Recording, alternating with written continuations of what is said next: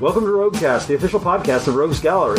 We'll talk comics for the week, as well as whatever news is on our pop cultural radar. I'm Randy. I'm Nick. This is Dave. And now, on with the show.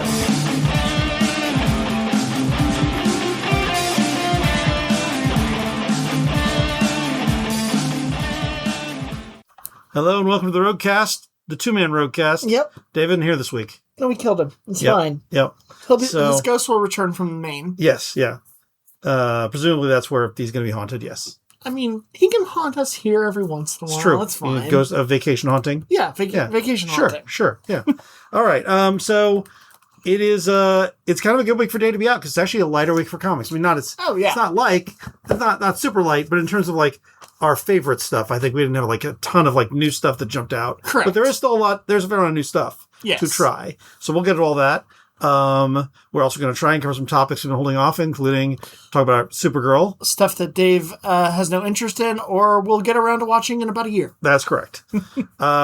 Games-wise this week, we got a game called Threaded, which is... Oh, yeah. Yeah. Let's see, I had this pulled up and I just lost it. There we go. So Threaded is an embroidery game. It's a game of needles and points. It's a worker placement game where you're placing threads, you're seeking out artisan equipment, you're creating canvases. So it's a game about making a needlecraft studio. Oh, it's pretty cool. Yeah, it is. And then we got a game called Falling, which is about a game where a tower fell from the sky and you're an explorer searching for relics and items in that crumbling tower. This is a bigger box game. It is a big box game. There's also a solo mode. Oh, that's cool. And you will choose one of 12 sidekicks, each of which will provide a unique ability. So replayability. Yeah.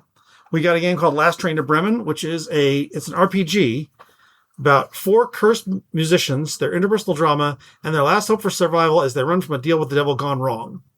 And it says it's a high-stakes version of the classic game Liar's Dice. Oh. So it mixes in Liar's Dice mechanics, and that theme. Okay. So that's a little box. Yeah, that sounds kind of fun. The TMNT Unmatched, that's the miniatures war game that we got, or not war game, miniatures combat game. Yes. Gets a TMNT expansion, Shredder versus Krang. I mean, hopefully Krang was already in there, but no. Shredder has Bebop, Rocksteady, and Foot Soldiers, and Krang has the Die of Ultimate Destruction. Sure. And then we got expansion packs for Codenames. Yes. These are little tiny ones. But they, if you've not played Codenames, it's a really fun party game where you lay out words and be able to make up clues that apply to several of those words, and the other team tries to guess them before not landing on anyone else's team. So the only thing I was curious about this, and I didn't look into it because it's been busy, are these individual ones that every pack is the same for that thing? Okay. Yeah, they're not collectible card games. Okay. So you get like 40 to 50 cards that you can then add into your regular code names. So there's the Cute Critters expansion, which is animal themed. Yep. There's the sci-fi expansion, and there's the Fairy Tales expansion. I mean, that's still like almost 150 cards to add in. Yeah, that's good pretty good. batch. Yeah. I really like Codenames. Super fun party game. It is a ton of fun. And they have mostly done like standalones. They haven't done like expansion packs like this. So kind of cool. All right, let's talk comics. Okay. First off, we have a new Marvel Swimsuit special. Brand new Beach Day. Yes. I want to again stress that these should not have stories in them. And I am going to be disappointed in that every time. You just want basically a Sports Illustrated. The original style. one was all pinups and stuff, and you got a lot more cool art. A lot more artists give you their interpretation. And there are some cool pinups. There are a few, but they're few and far between. Yeah, they definitely kind of went with story over the pinups. This has 4 like anthology stories. I will say the stories include Daniel Kibblesmith, a really funny writer, Rainbow Rowell with Phil Noto on art, Cody Ziegler, David Baldion. I mean, it's good creative teams and they're fun stories. I just wanted pinups. Yeah. But the X-Men story where they're doing Thirsty Beast was kind of fun. Thirsty Beast. Then there was a Hulk one. Yep. Namor trying to get Sue Storm to come to his party. Yep. There's some fun stuff in there. It is. And there is Pete. Like, you know if this is for you or not. There's also a couple great pinups to wrap the whole thing up at the end. Yes. An Amanda Connor one, and one that's got Jeff and Kate. Yep. Which is not a beach day, but it's a twist. That's true. Third of the recent what ifs, we got what if Ultimate Universe survived the Secret Wars. This has almost like a post-apocalyptic Peter Parker coming to the ultimate Ben Urich to talk about what happened. Right. Instead of using the Watcher, he's like sort of the narrator of it. It's interesting, although I didn't read Ultimate, not Endgame, but the previous one. Yeah. Ultimatum. And so this is like the previous Ultimate Universe, and I don't entirely know what the differences are. No, it would have been helpful to have that at the beginning. But, I mean, I will say this definitely skews into the more what if than they have been lately. Yeah, so, I think it is a solid issue. Yeah, for sure. And if you liked the X-Men one and the Thor one, yep. I think the Thor has been my favorite of the three. Yeah, Thor gets a symbiote. That was fun. That was good. I think this is just more. If you like those, you'll like this. Yep. Mark Burnham writes they're doing the Star Wars Rogue One for the Rogue One 10th anniversary. This one. This is Saw Gerrera. So what is this for Saw? Is this kind of an exploration of his? I didn't read it. You didn't read it either. I don't even like Rogue One, so I like Andor, but I don't like Rogue One. So. I like Saw Gerrera. I mean, he's basically been in every iteration of Star Wars for a while now. He was in Rebels, he was in Clone Wars. Yep. He was in Rogue One. He's a good character. He was in Andor. Him getting a special is a good thing. Yep. The new one-shot series, Challenges of Doom, starts this week. I think it's going to be Al Ewing writing them all. I don't know if Mike Henderson's going to be artist on them all, but this is basically a recap of how Doom became Doom. Well, but also how he met Reed Richards. Yes, that's it. It is like a little more insight into their college experience and their sort of their difference of opinions and philosophies. It's a good one. It's not a story you probably have seen the beats of the story before. We have, although I think Ewing does add some stuff, and there were some interesting things that I wasn't expecting because you could say he's got a mirror pathway to like Doctor Strange and other things that I'm like, oh, that's kind of like what if Doctor Strange went another way? Yeah. But Doomsday is coming out, so they're putting a lot of Doom. But there's Doom Quest, it's about him time traveling, which I'm really enjoying. Yep. There's this Challenges of Doom, which is sort of the classic one. He's going to be in Captain America. Are you saying that it's time for Doom? It's Summer of Doom. And too bad they just killed him off. Yeah. Well, the death will not stop marketing, Nick. I guess that's true. The death has not stopped him being in comics because he is in Captain America right now. Yeah, but Cap is also temporarily dead. That's true. I mean, he's not dead. He's in a coma. He's kind of in a limbo state. Yeah, so Doom's in hell, but he can, from hell, he can... And the time travel thing, I guess, is out of continuity. I don't know. I don't know. Maybe they'll find a way to fit it in. Yeah. Who knows? But yeah, there's a lot of Doom going on. And this is an solid one. If you like the character, it's a good issue. This is... we got what was the manga last week? It was a graphic novel for Last Starfighter. Last Starfighter is the original movie adaptation. And I think it was actually the original that they did. I believe it was. And then because it looks very dated. Is this a sequel? This is the only sequel Last Starfighter is ever going to get. Yes. And it picks up with Alex is during the Last Starfighter the movie. Yeah. The Starfighter core gets erased, gets destroyed. So he is the last Starfighter. Right. So now they've got this big intergalactic federation that doesn't have a defense force. So this 18-year-old kid is like going out to rebuild the Starfighters, kind of like rebuilding the Jedi. Yeah. And he's got his girlfriend Maggie, who the end of Last Starfighter, he comes back down to the Gunstar and like picks his girlfriend Maggie up from his dead-end trailer park town, and they go off into space. So now they are living in this intergalactic empire as like he's like this legendary warrior and is rebuilding the Starfighter Corps, and his old buddy Centauri is there too. And there's some more bad guys trying to stop them. It's kind of like the notion of sort of rebuilding a sort of galactic empire is kind of a neat idea. And his like, I was a great starfighter and I'm good at video games, but I'm 18 years old. I don't know if you should put me in charge of rebuilding your entire military.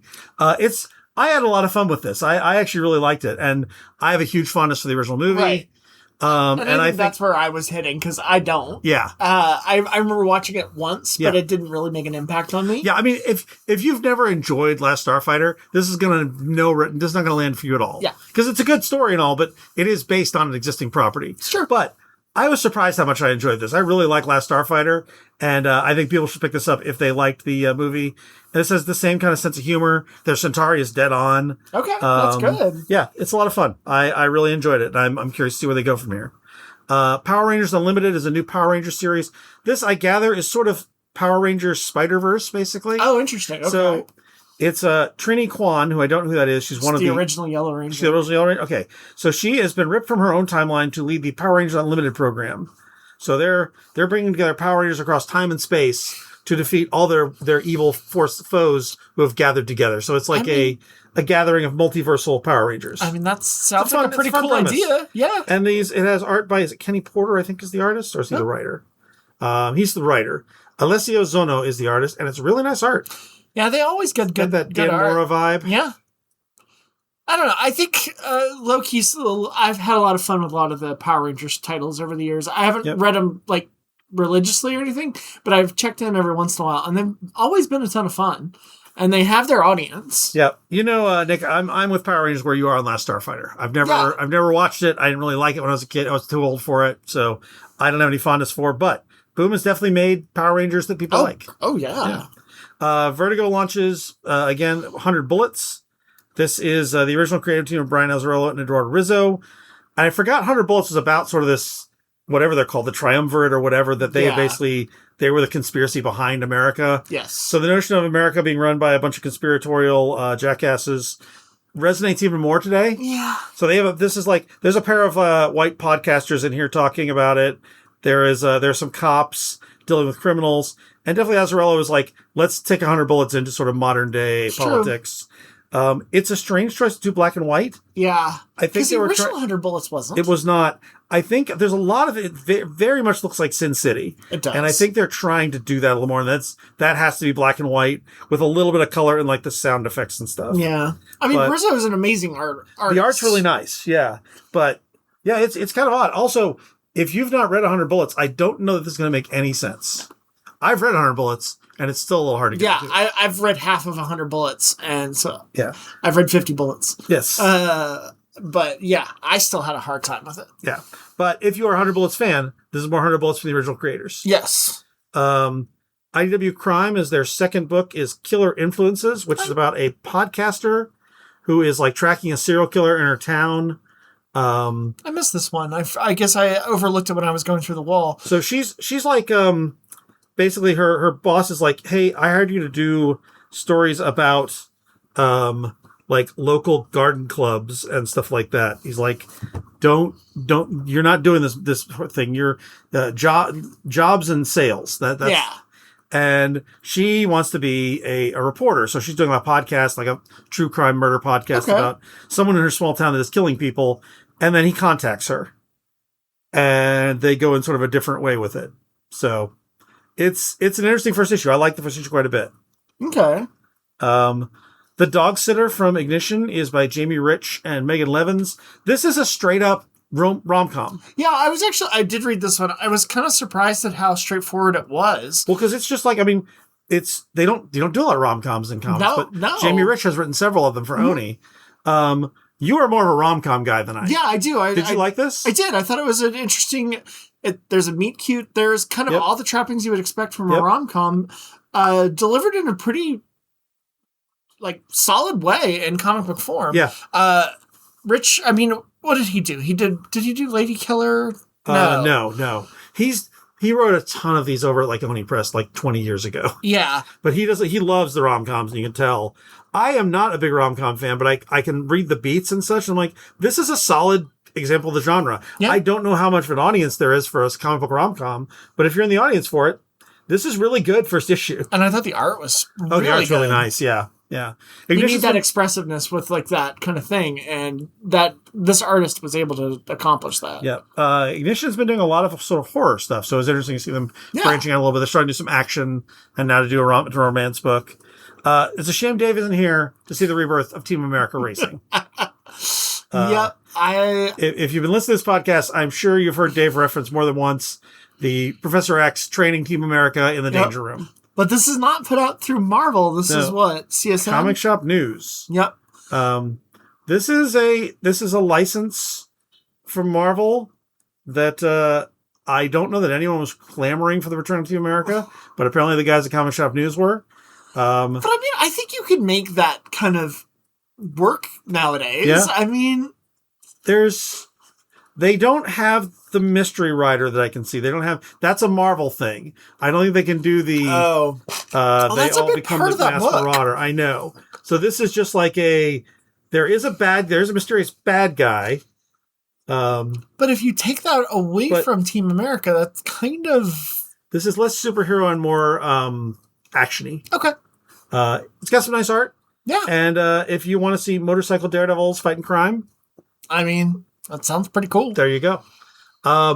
We've got a new Vault book called Dead Acre, which is a supernatural western, which Matt Dinneman of Dungeon Crawler Carl had very nice things to say about it. Yep, Colin Bunn scripts it. Yeah. It's a pretty solid western with a little bit of demon and angel mythology. Okay, sure. Nice artwork, but if you like the Six Gun, this is going to be sort of up that alley. Okay, yeah. Red Sonja Noir, Plunder and the Princess #1. I wish Red Sonja Noir was actually a noir. I know. But it's just Red Sonja. Yeah. And it's not black and white. I don't know why it's called noir. I don't know. I think they were just grasping at titles, maybe? But if you want more Red Sonja, here's more Red Sonja. Yep. If it was actually her in a noir setting, That'd be cool. I'd be more interested in that. It's a weird. You could even have a fantasy noir. Yeah, I'd be down with it. It's very strange that they use that title. Shaolin Cowboy staying A.I.live. We don't always get Shaolin Cowboy. It's been Jeff Darrow's project forever. But it's sort of a post-apocalyptic, somewhat tongue-in-cheek with beautiful artwork. How long has he been doing Shaolin It's like 20 years. Is it the same kind of as Concrete? Yes, yeah. It's like this has. I think he has been doing it for a while. And has been doing it every now and then. Let's see. When did it start? I was like, in 2012. Okay. No, sorry. In 2004, he did it for the Wachowskis for their Burly Man Entertainment. Yeah, I remember that. And then in 2012, he did a Shaolin Cowboy Adventure magazine in Dark Horse. Okay, I think Paul Chadwick probably has been doing it a little bit longer, but yeah. And then he's done miniseries in 2017 and 2022, so he is still doing some. But yeah, he started doing this in 2004. Yeah. Well, I mean, Jeff Darrow's artwork is always amazing to see. So, but if you like this property, you should check it out. Yeah, yeah. We got the new Starhenge book 2. Yep. Which is the sort of heavy metal-ish thing from Liam Sharp. Yep. We also got the trade paperback of Starhenge book 1. Yep. We got a couple facsimiles. We got the facsimile for 8-Ball #1. That's Daniel Klaus. Yes. You ever seen Daniel Klaus cartooning? He's really good. He is. He's very good. I like his stuff a lot. And then we got the facsimile of Hellboy #1, which in addition to being the first Hellboy with John Byrne's scripting, because Mignola was not confident in his writing abilities yet, it also has the backup story of Hard Adam's Monkey Man O'Brien. Oh. Which I don't think is in print anywhere. No. So. Okay, well, that might be worth just the price of admission there. It's weird to think that Mignola didn't have confidence in that. Because after you... Now he's just writing stuff he's not even drawing. Yeah. Yeah. I mean, he's also a curmudgeonly old man. Yes. Just thinking of him as that and getting help from John Byrne. Well, sensitive artists. It's true.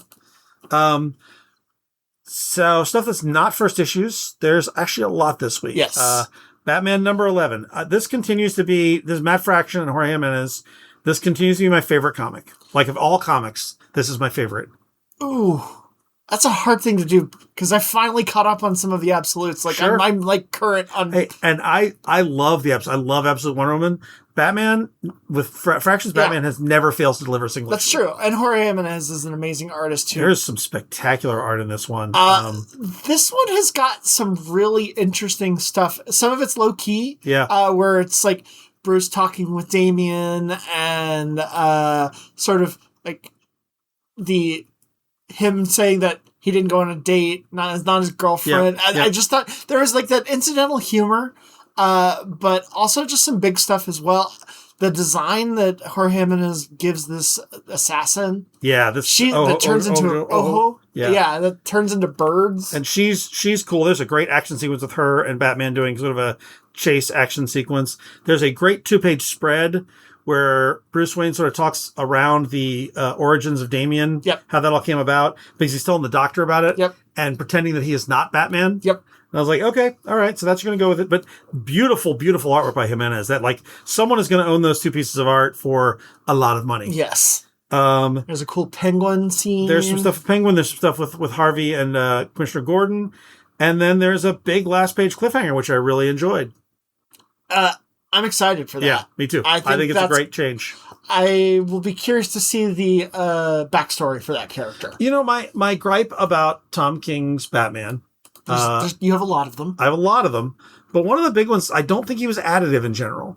Like, I'm not a huge fan of Snyder's Batman, but Snyder added Court of Owls. Yeah. He added the Bloom, the Bloom guy. Yeah, and like, Bloom. He added a bunch of stuff. Yeah, he did. He was definitely additive where Tom King was subtractive. Tom King killed Alfred. Yep. Ruined the Batman-Catwoman relationship. Shot Dick Grayson in the head. Dick Grayson shot in the head. Yeah, I don't think that was him. Wasn't that Lobdell's idea, or was that Tom? No, that was Tom King. I'm pretty sure it was. He basically destroyed a lot. He did. He didn't add a lot. And Fraction is building back up. He's adding a lot to this. I wanted them to add the Batman-Catwoman marriage, but then DC didn't do it. They leapt at the last minute, and I was like, ugh. Yep. So, I mean, yeah, I agree. And Fraction is being very additive. There's a lot of cool stuff. He's got new villains, the Minotaur. Yep. Feels like he's creating a new Gotham City. Yep. I think if you've been on the fence, there is a first trade of this. It's been selling like crazy. It's got the first 6 issues? First 6, yeah.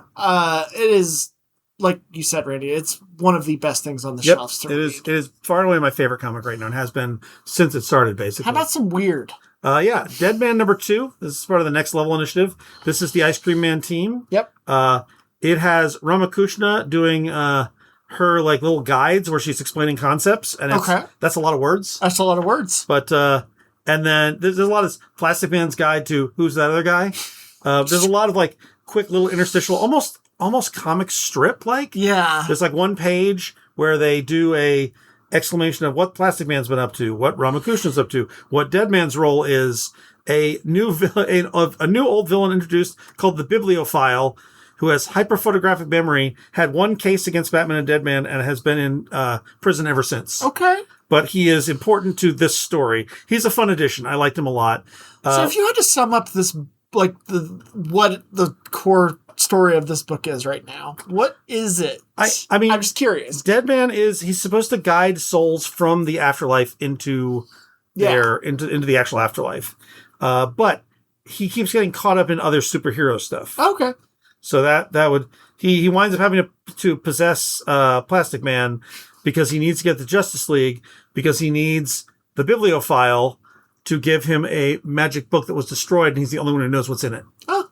So there's a few like knock-on effects. That's kind of a fun kind of roundabout run through the DC universe. You are definitely getting your money's worth out of it. There's a ton of like story and there's action sequences, ton of dialogue, ton of high concepts. It is almost Vertigo-esque in its approach. Yeah. But it's fun. But it's got that weirdness of like the Kryptonite Spectrum book that they did. Yeah. And okay. Yeah. Yeah, I need to check these out. The first one came out when I was on vacation, and I didn't get a chance to read either of them, so I'm looking forward to it. I really enjoy it. Speaking of weird, Absolute Martian Manhunter wraps up its run this week. Yep. I'm curious to read this now that it's all done. I want to go through and read the whole thing. It's got stunning artwork by Javier Rodriguez. Mm-hmm. And it's written by Denise Camp, who has been doing a ton of stuff. Yeah, I follow him on social media, and he was very sad to see this issue to come out. I'm real curious, and so was Javier Rodriguez. He posted about that. I'm curious what they're doing next. Yeah, they're supposed to be doing something together, and something big. I don't know what that is for DC Next Level. I can't figure it out because we like it seems like all the characters are taken. Yep, we thought maybe the Spectre, right? Didn't we say maybe the Spectre? We thought the Spectre, but that's not like a big book. Yeah, but maybe just the idea of it. Yeah. You could do something cool with it. You absolutely could, and they'd be guys who could do it. Yeah. Absolute Green Lantern, also weird, also continues this week.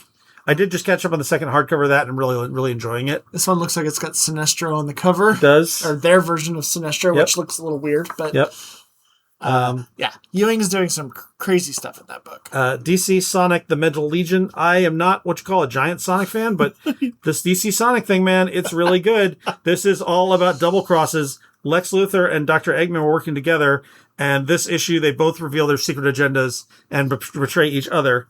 While the Justice League is trapped in null space, which is kind of like the Phantom Zone. Yeah. And there's also some other stuff. This is big superhero fun with Sonic thrown in the mix. And It really works. It's super fun. I really enjoy it. Long way to the finale of Batman Green Arrow, The Question, Arcadia. Yep, Gabriel Hardman's sort of Black Label crime book. I honestly need to read this all at once. I've lost track of the story. Yeah. But I mean, there's a lot going on in that story, so yeah, it makes sense to read it all in one. I will probably check it out as a trade. Yeah. Mortal Thor, number 12. I'm really enjoying Mortal Thor. They're getting into they have Donald Blake and Sigurd Jarlson are both in this, but Thor technically doesn't exist. Okay. Because Sigurd Jarlson is just a normal man who, for reasons he doesn't fully understand, put a hammer on a spongy cord. Yeah. And has gone around acting like a superhero. And there's some big confrontations and reveals this issue. I believe we're about to get back to Thor himself. But I'm really, really enjoying this. Yeah, book. if you've told me that this is Al Ewing again, right? Yeah. Was going to write 12 issues of a Thor book that has no Thor. Yeah. I would be like, huh? Yeah. But he's thrown him up against classic villains. He's done some really fun stuff with it. I'm really enjoying it. Yeah, you've told me some of the stuff that's happening time and time again. It sounds really interesting. Yeah, this is the most I've enjoyed Thor in quite a while, actually. Iron Man 7 features the return of War Machine. And there's Tony is building a school of sorts. Oh, okay. For like all the geniuses he rescued from AIM. Yep. And he's making Rhodey and others nervous. They're like, "Are you building a weapons factory?" And so there's some back and forth between them. It's a good bit about their friendship, but it also has them as Iron Man and War Machine fighting some monsters. I know. At the end, there is a classic villain turns up. Classic villain returns. Williamson's a weird writer, but I actually really like his brand of weirdness on Superman and Iron Man. And I think he's doing a really good job here. I'm super excited for his Legion. Yeah, me too. I'm very curious. Yep. Fantastic Four is another weird. So this has all been like single issues for the most part, just like Ryan North telling stories. Yeah. This one is very odd. You see Ghost Rider on the cover. Ghost Rider isn't really in this book. Okay. Instead, using Human Torch and Invisible Woman's powers, they pretend to be Ghost Rider to scare off some of their villains. Okay. I mean, that sounds very kind of RPG. And that sort of goes wrong. They push the wrong villain the wrong way. Poorly. It's a very strange issue. Oh, yeah. It's art by Sorrentino, which feels weird too. Oh, Andrew Sorrentino, who did the Daredevil and stuff. Yeah. Yeah, honestly, I thought on the cover, it was going to be Cosmic Ghost Rider. Nope, it's not even Ghost Rider. Sure. Yeah. I mean, I like that kind of curveball. Yeah. It's Spider-Man is fighting, looks like a new Vulture, maybe? Okay. I can't really tell. But it's, they're dealing more still with the spider cousin, the idea that Uncle Ben had another son. He's still got his alien girlfriend. I've lost track of this book. It's super weird to me, but it feels so far from traditional Spider-Man that I'm like, okay. Yep.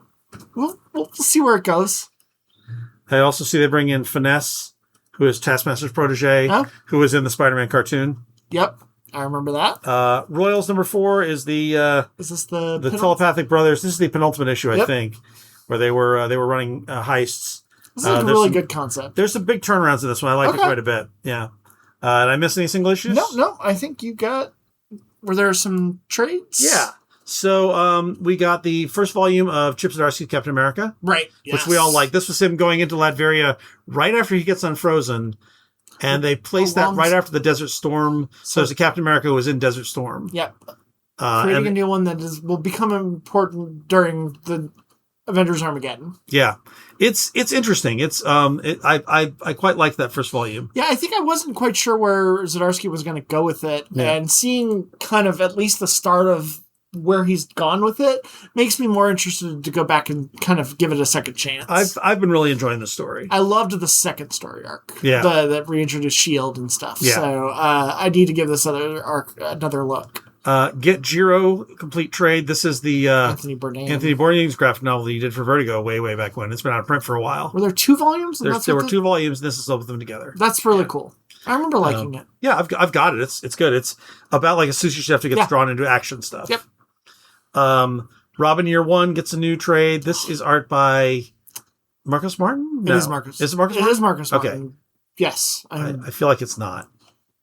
Because Marcus Martin did Batgirl Year One. Yes, I think Robin Year One. Scott Beatty is the co-writer. Who's the Javier Pulido. Javier Pulido. It's Javier Pulido. Okay. Yeah. I mean, but that's gorgeous book. Yes. Yeah. If you've never read it, read it. Yeah, really good. It's really good. And then X-Men Epic Collection Mutant Massacre. This is right before you started reading X-Men? Yes, but when I was kind of getting back in, I did go back and buy an older trade of Mutant Massacre. So yeah. I've read it. This is where I came in, basically, right at Mutant Massacre. So this is my early going stuff. I went back a little ways, but this is really the stuff that I read the original. Angel being crucified in the Morlock tunnels. Yep. It has the Marauders as badass villains. Yeah. Nobody's really ever known what to do with them after this, but that's true. They were great villains. Yeah, they were.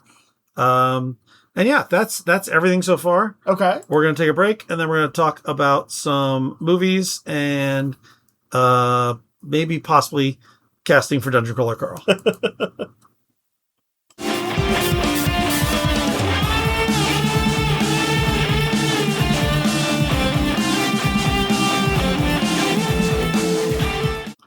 All right, so we are going to do our spoiler review for Supergirl. Short version is ignore the critics.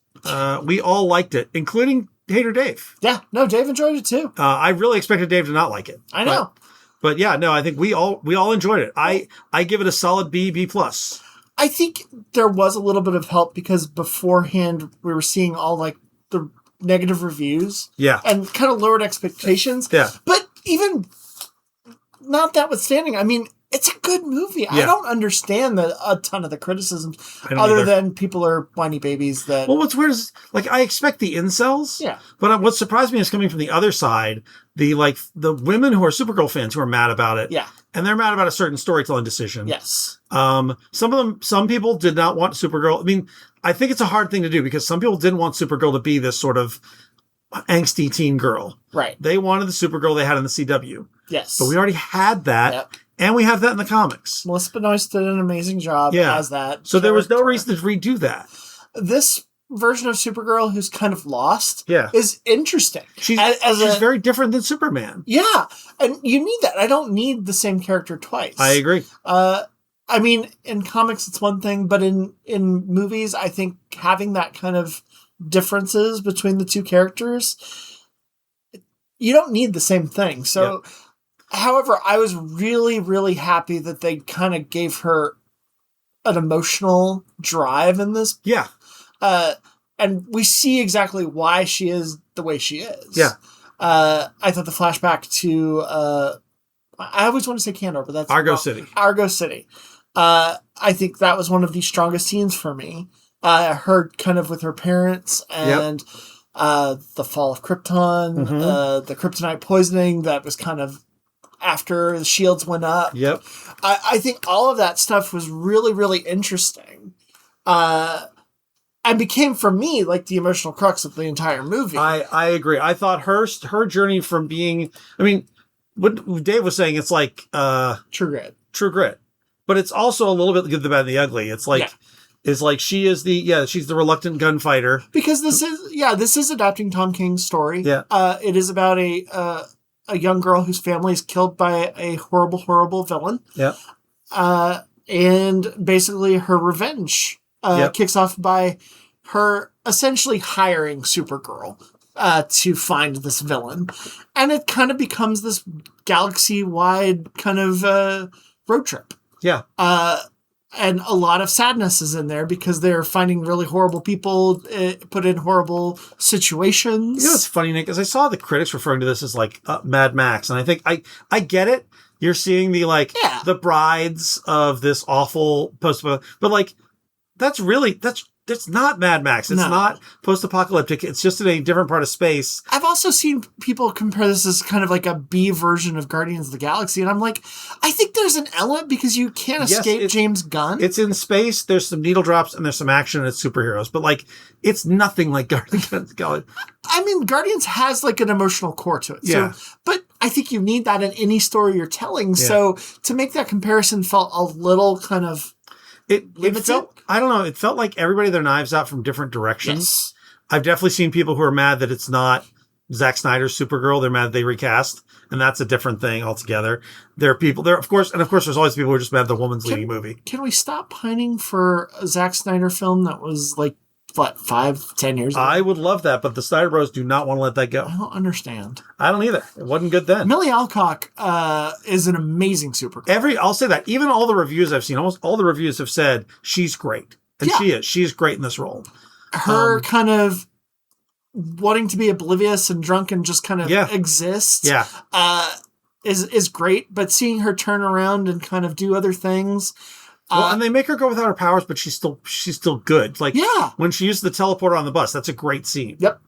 I really liked, and the connection she has with Crypto. Yep. That they use as the way to sort of motivate her into action. But I really liked the way that she and Ruthie, the girl, sort of develop a relationship. Yeah. And I really like that Supergirl is like, she's not perfect.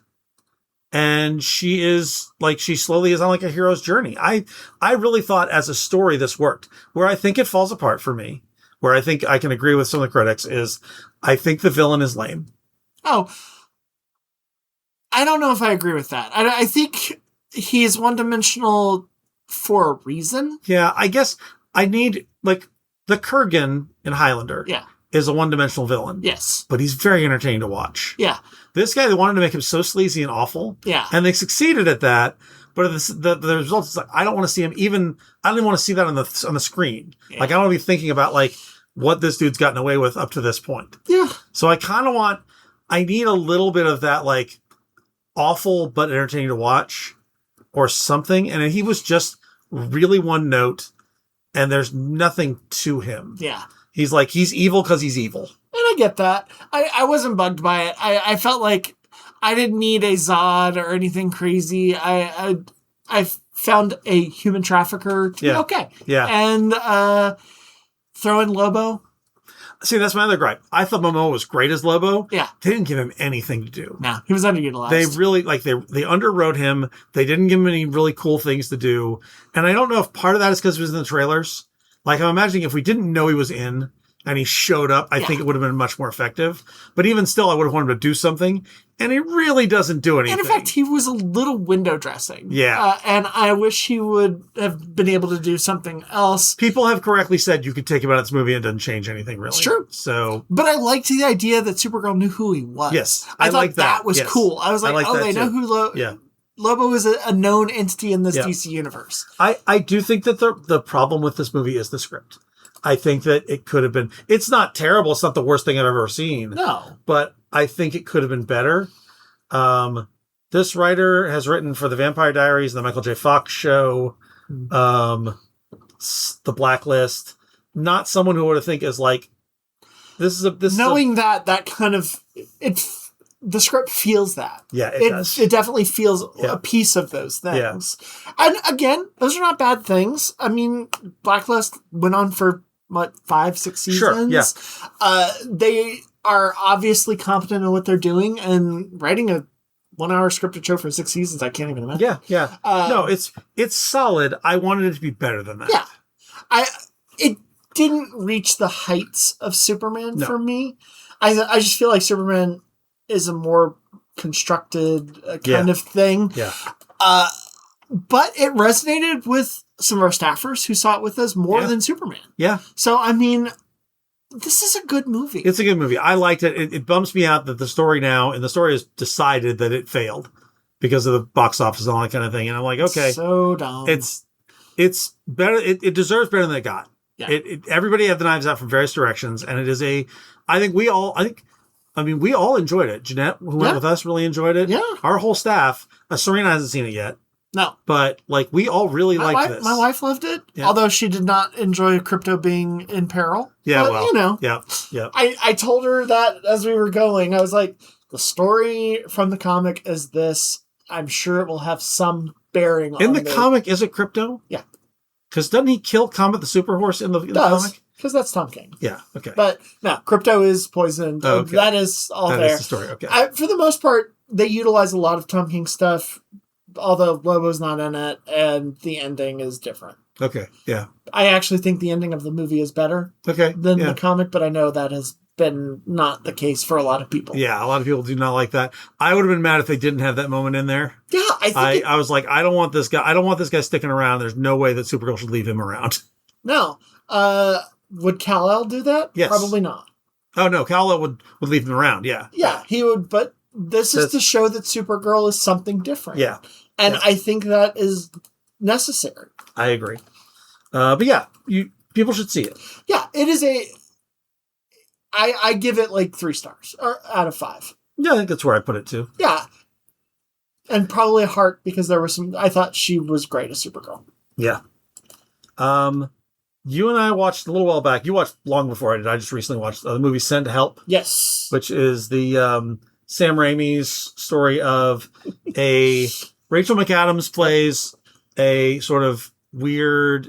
She's definitely quirky. She's a little off kilter, but she is a workhorse for kind of a financial firm, right? Yeah, a financial firm. But she plays, this is like when Michelle Pfeiffer plays the mousy secretary in Batman Returns.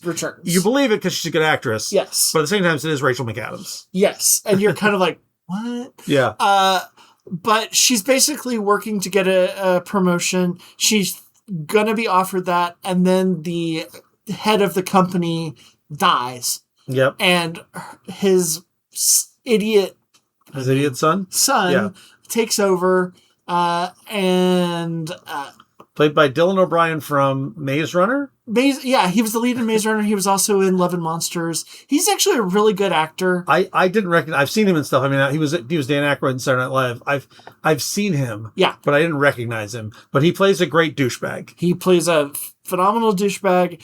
And the crux of this is that they're on their way to, I can't remember if it's Shanghai or somewhere. The plane crashes. And the plane crashes. And the two of them wind up stranded on this desert island. Yes. And she's a big Survivor fan. She is. She's tried out for Survivor. Right, she is a, if she could have been on Alone or something like that, I'm sure she would have. Yep. But that definitely comes into the story as they are trying to survive on an island. Yep. And he still thinks he's King Douchebag, and she's like, no, I'm in charge now. You work for me. And she starts to look a little unhinged, but at the same time, I was watching it with 2 women, and they were like, yeah, this guy deserves everything. Yeah. And I was also like, yeah, this guy deserves everything. So like, there's no point where I'm like, I don't know if we were supposed to think, oh, she's a little crazy. Because I always thought, oh no, she's right to be exactly where she is. No, I felt she was righteous in every turn she did. This is a Sam Raimi movie. Yep. So it's got some weird camera stuff. It's body horror. It's over the top, but it's over the top with a smile. Yeah. And I think it is a ton of fun. If you want to see a douchebag get his comeuppance, it's very satisfying. And if Sam Raimi kind of puts you off, it is not as over the top as like Drag Me to Hell. Yeah. So I watched Drag Me to Hell and I wasn't as into it, but I really liked this. Yeah, this is a good kind of balance between his kind of zany body horror. There is a great last part of the movie reveal that they've been building up to the whole time. I didn't see it coming. I did. Did you? Okay. The way she talks about don't go to this part, I'm like, okay. But it's a great reveal and it leads to a really good finale. It does. Yeah. I think this is on Hulu. Is that right? I believe it's on Hulu. Yes. Yeah. Worth a 2-hour commitment. For sure. It's a lot of fun. And then you and I both saw They Will Kill You. Yeah. I think you saw it in theaters. I saw it in theaters. And I was like, I'll get around to it. And then they, a couple weeks ago, put it on HBO Max. Okay. And I was like, sure. I saw the trailer for this when I saw Ready or Not 2. Yeah. And I love Ready or Not 2. And the trailer looked like a ton of fun. It looked very grindhousey. Yes. It's got Zazie Beetz. Basically, Zazie Beetz comes in to this New York City high rise, and there's like a crazy cult running the thing. Right. And then it's revealed there's a backstory of why she's there, how she got there. Yep. The bad guys include Patricia Arquette is like the matriarch of the bunch. Yep. But then you've also got Heather Graham, Tom Felton, and I feel like there was James Remar is in there as he voices something. But yeah, it's sort of like almost like Dread or the Raid. She's like got to make her way through this building full of crazy Satanists. do we want to say the twist of why? Sure. We're past spoiler points for this movie. They can't die. Right. Or they can die, but only in a certain way. Right. So every time she kills them, and she's pretty proficient in kicking ass. Yep. They come back in kind of weird, creepy ways. Yeah. I thought this was... I didn't know what to expect. I ended up really, really enjoying it because I was in the mood for kind of a zany, over-the-top kind of... I wanted it to be a little more wacky, to be honest. Yeah. I feel like at some point it's like it's taking itself a little more seriously than I wanted it to be. Like, Evil Dead 2 is kind of the vibe I want for something like this. Or Shoot 'em Up. And it is it's sometimes a little more serious. Yeah. Because the trailer all promises sort of this violent, goofy grindhouse thing. And it feels like it takes itself just a little more seriously than that. Agreed. And I think it's at its best when it's being just off the wall. I agree. I really do enjoy Zazie Beetz, though. So. I do too. I enjoyed this quite a bit. Yeah. I think between this or Ready Not 2, I liked Ready Not 2 better. I agree with that. I still had a lot of fun with this, but I think Ready Not 2 is definitely the better. So let's talk about Dungeon Crawler Carl. We've been talking about this for a bit. It feels like it's everywhere. It is. It does feel like that. We've had the graphic novel, the novels, the pins. Nick and Serena are both doing art. There's a lot of stuff. New book just hit. There's a RPG, a board game. Right. It's all coming, I believe, next year, or is it later this year? Yep. And we will have the vast majority of it. Yep. We will soon have a whole Dungeon Crawler wall. That is what we're... It does seem to be we're going that way. But there's a lot of talk about... They just announced the TV show. It's getting a straight... Peacock is doing. Straight to basically first season greenlit. And Seth MacFarlane. And his company... Is it Fuzzy something? Yeah, Fuzzy Dice? Maybe? Fuzzy Dice. Basically, the people who've brought you Orville and... They're doing it. And people are very nervous that Seth is going to cast himself as Carl. I don't see that happening. No. I don't think... I know Matt Denneman is not but he's still executive producing of all this. And I think this is... You're going to see some classic McFarlane people show up. Yep. Because he does have an A-list of friends. I mean, Seth Rogen, Charlize Theron, all these people have showed up on in Orville and random places. Wouldn't be shocked to see Norm Macdonald. Oh no, Norm Macdonald died. Sorry. Yeah, not Norm Macdonald. No, maybe. But I mean, there's tons of people who could be, and I mean, I've seen so many fan castings. The fan castings drive me a little crazy. Yeah, because I'm looking at a group right now. It's like someone's like, this is the only correct casting for Carl. Now we can all stop talking about it. And what they have is pictures of Alan Richardson. What they say is Alan Richardson. I'm like, you don't even have the name right. Yeah. But also, he's 50. Yeah. You cannot cast a 50-year-old man as Carl. Not if you want to do a series. Yeah. And then a bunch of them are it should be Cal Warburton or whatever his name is, Warburton's son. And I'm like, he's not even an actor. No. He's just a voice actor. You can't someone says Brett Goldstein. I'm like, also old. Guys, it's gonna have to be someone you either haven't heard of or is relatively new. But all the fan casting is driving me nuts. Yeah. Oh, and then there's also the flip side of that is a lot of people are like, well, Jeff Hayes has to voice something. They're like, if Jeff Hayes doesn't voice the AI, we riot. And or Donut. I'm like, no, it doesn't have to be the same thing. What people have to understand is that this is going to be different. Yeah. It will follow a lot of the kind of beats, and I know Matt Denneman will try to be as true to things as possible. I would hope so, but you have to be flexible. Yeah. When you're casting and when you're script writing and writing a novel are completely different things.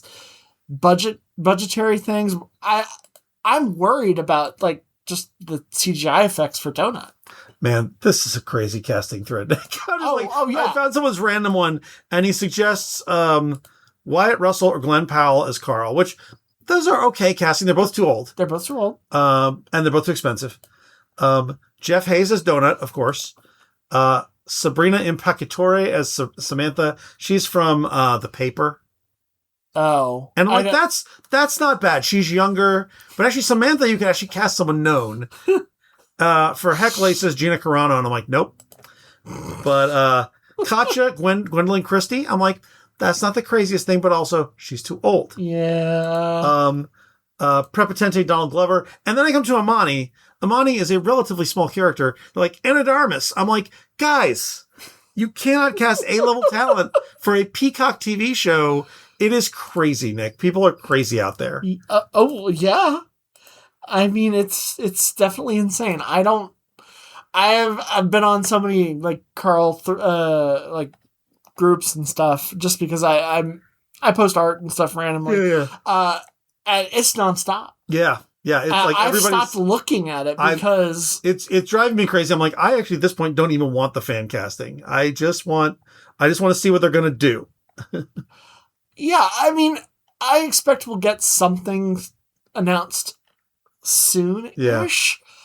But again, these things change. I mean, books 1 through 3, they're one thing, and after that, a lot of people are different. They look different. CGI will have to be heavily involved. Voice acting is going to be a big thing. So some of that, yeah. I mean, McFarlane will spend out some money, but Yep. It's also a TV show. Yeah. It's not going to have a movie budget. Yeah. I hope it does well, and I hope they're able to tell the story.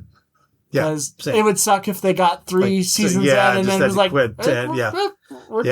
Yeah. And it'll be another Serenity or Firefly or, the thing we never finished. Right. So. Yeah, we'll see. I don't know how it's going to go, but I hope it works. Yeah. I love this property. Yeah. I think the books are great.